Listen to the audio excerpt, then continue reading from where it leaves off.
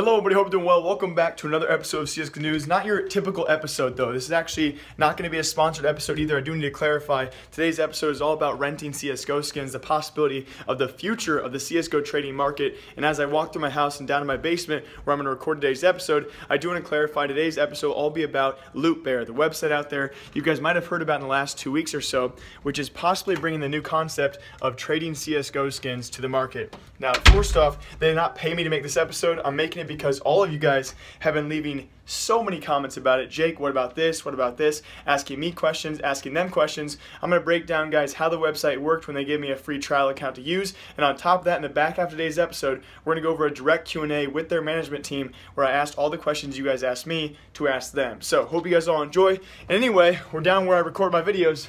Let's get into it. So yes, for this episode, Lootbear gave me a free trial account. I didn't even have to actually add a payment method for this. If you guys are going to sign up for a free trial at Lootbear, if you guys want to, I'll link their website down below if you want to try it out. If you guys do though, please be aware you will have to actually add a credit card for a form of payment. Of course, that's for them to actually protect against fraud. They're also going to take out a small charge. They'll give that charge back to you guys, but of course they have to take out that small charge on your credit card or on your bank account to prove you're an actual person. So that first security step where they take out a small charge of your bank account and then send it back to you, that's a standard measure out there to actually ensure it's not a fraudulent card, and that actually gets rid of a lot of credit card fraud out there, a majority of it, but not all of it. There's still some issues with the system, and I'll get to that later in the episode. So yes, they gave me a free trial account, guys. I got on, and I got 100 credits for that, so I could actually withdraw a nice knife, and I'll eventually do that, guys. You can also see as well, right when I log on, I'm actually given a security level. Right away, I was given security level 2. If you guys do actually identify yourselves with a photo ID, there's 3 different standard levels of security. Level 1 being the lowest tier of skins you can actually unlock.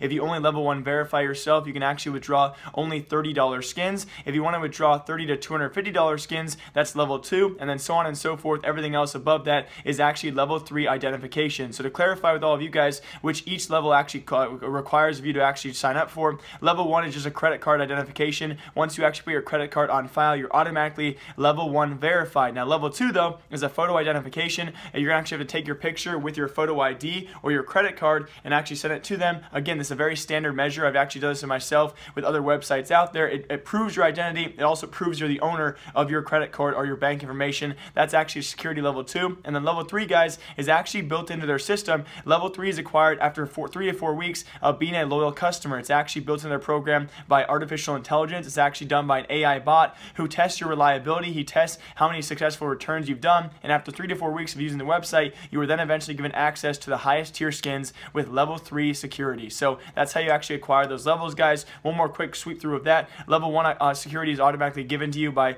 giving your credit card information. Level 2 is a photo ID. Level 3 is actual reliability and trust after 3 to 4 weeks of using the platform successfully and returning your skins on time. And just to clarify as well, the fraud safety measures they do go through do stop a majority of fraud out there. Actually, when this I first announced my first video last week about this, I had someone message me on Steam and say, Jake, I got into it. Don't worry about this. I went to a website. I got fake credit card details. I signed up for the website and I am in. And all of a sudden, though, he realized they send you a service charge, which means if you actually enter incorrect details, of course, it's not going to go through. So there's websites out there you can go to and actually get false credit card information and sign up for some other sites out there. This one will not work. So if you guys are going to try little scams like that, they are actually secure up to that point. I know there's other types of scams out there that could be an issue in the future. I myself don't want to get into big details about that. I do want to talk about though as well the 3 daunting things you have to agree to when you actually rent CSGO skins. So for all of you guys who are going forward, I do also want to clarify as well, if you want to rent CSGO skins with this idea in the future, they have to be secure about that, and so they're going to actually make you agree to some pretty hefty things,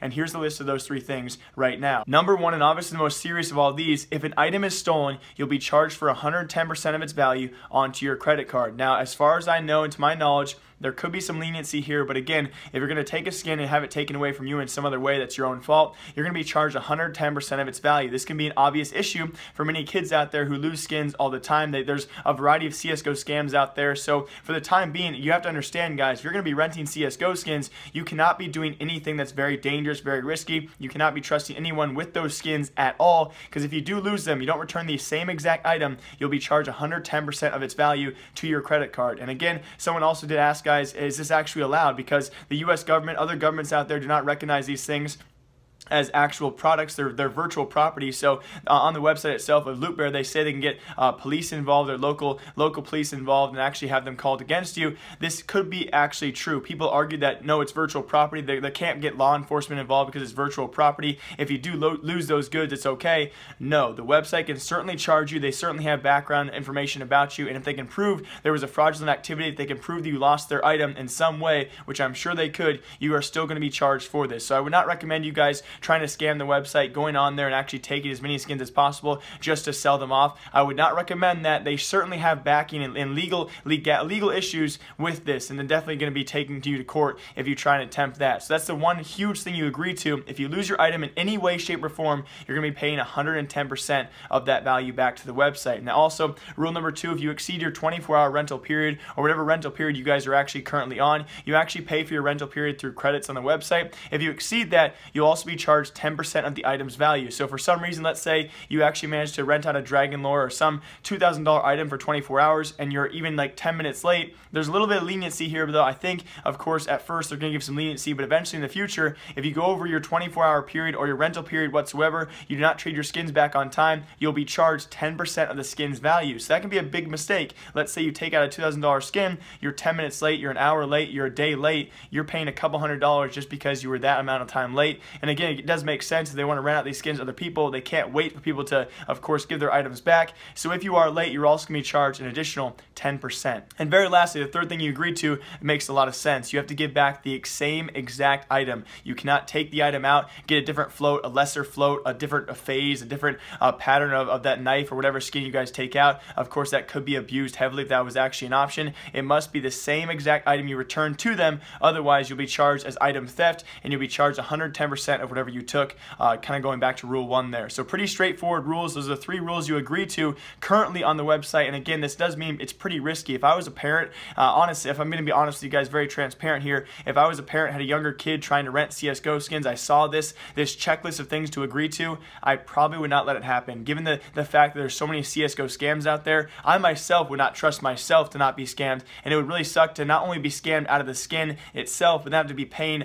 110% of its value, or even if you're late, paying 10% of the value. These are 3 rules you have to take into account, and this means if you're going to be renting CSGO skins for this time in the future, it's a very serious thing. When you rent these skins, it's no joke. You can't go off and mess around with these skins. You play with them, that's all you do. You don't trust them with friends, you don't trust any other trades out there, no matter how good they may seem, because otherwise you will pay for it. But overall, besides those rules, I do want to say when I use the website itself, besides the lack of inventory, I did talk about this in the Q&A. I'll talk about the Q&A very shortly here as well. If you guys want the document, I'll link the Google Doc down below with all the Q&As. There's a total of 13 questions. These are the most popular questions you guys asked me to ask them, and the direct responses from the team at LootBear. I do want to say though, a few of the responses are actually from their FAQ. A lot of you guys watching don't actually read their website. They have an FAQ section which answers a lot of the questions out there. So I didn't get too many different answers out there, but there's 13 questions down below. I'll also talk about the most important ones that I saw the answers to, and on top of that as well, guys, overall great experience. When I did use the website, of course, as you guys can see, I withdrew the flip knife Damascus steel. It was very fast, very efficient. When I returned the item, it was very fast, very efficient. Of course, there's not too many people using the site right now, but again, besides the lack of inventory and of course the extensive amount of rules, it's a very cool concept. It could be the future of CSGO.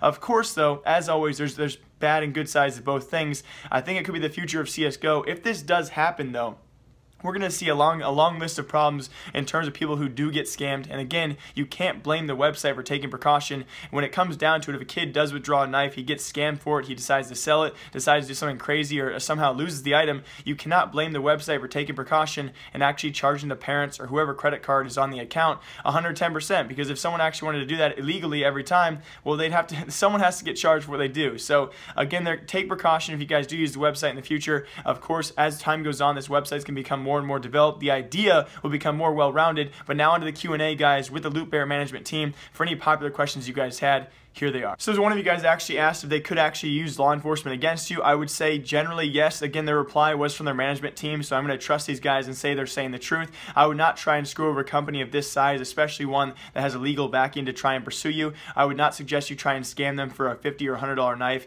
It's not worth the rest of your life, or at least a couple of years in prison, to try and scam these guys over. So yes, they do say law enforcement will get involved if they can prove fraudulent activity, even if it is with virtual skins, guys. Just watch out. Don't try and scam. Don't be that guy. buy. On top of that as well, people wondering if they're going to ever expand their inventory to other items out there, and yes, they will. This is actually a couple of questions. People wondering if they're going to expand their inventory just in general, and they will actually be doing that. And also, people wonder if they're going to expand their skins to more rare skins out there like rubies, sapphires, emeralds, blue gems. Yes, they will. The answer to both those questions, guys, is yes. They also do plan on releasing the My Inventory tab sometime in the near future, which will allow you guys to actually loan your skins to the website. Of course, that would be, and to get paid in return, that would of course expand the website inventory beyond belief. If they actually manage to pay people out there to loan their skins to other players in a safe manner, this could expand their inventory from what it is now, about, I don't know, $20,000 to $30,000, to limitless amounts. Everyone's gonna be willing to actually give their skins if they get a little bit money back. As of right now, though, as well, for all of you guys who are looking to loan your skins, I know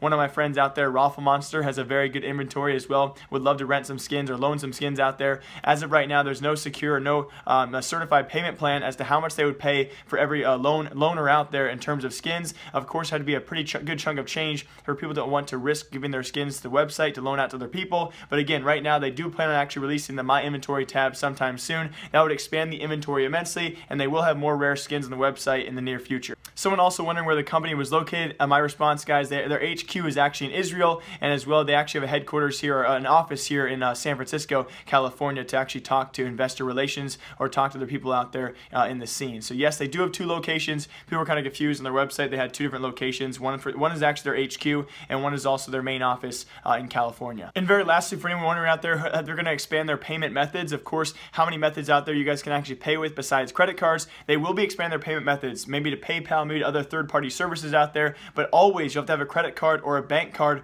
on your account. That's of course for legal reasons. If someone decides to steal their skins or lose those skins, you must have a form of payment they can actually charge if you do lose or steal your skins. So yes, they do actually plan on adding more payment methods out there, so you can pay your monthly recurring fees with that method. But again, if you lose your skins or you steal the skins, you're going to be charged on a credit card. So you always need a credit card or a bank card for your account for legal and safety reasons for the website. But that's going to do it for this episode of CSGO News. Yes, this is the future of renting CSGO skins. Leave a comment down below what you guys think. If I did not answer all your questions, please visit the document down below. And if I don't answer any of the questions there, please visit the FAQ on the website. And again, if you guys have questions that have not been answered, I do apologize. These are all the primary questions people asked me to ask them, and I hope I got all of you guys answered. And in the future, this could be what happens to CSGO. Renting skins will affect the market. Will you guys trust it? And again, as we go on, I would say, myself, I'm a bit timid still. I think a lot of you guys are still timid as well, and for good reasons. I think though, this company has the right idea in their hearts and their minds, and I think as we go on the next few weeks, next few months, this idea is only going to get better, only going to get safer,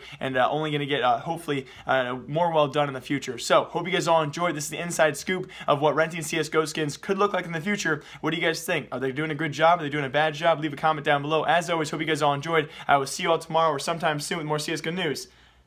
Goodbye, guys.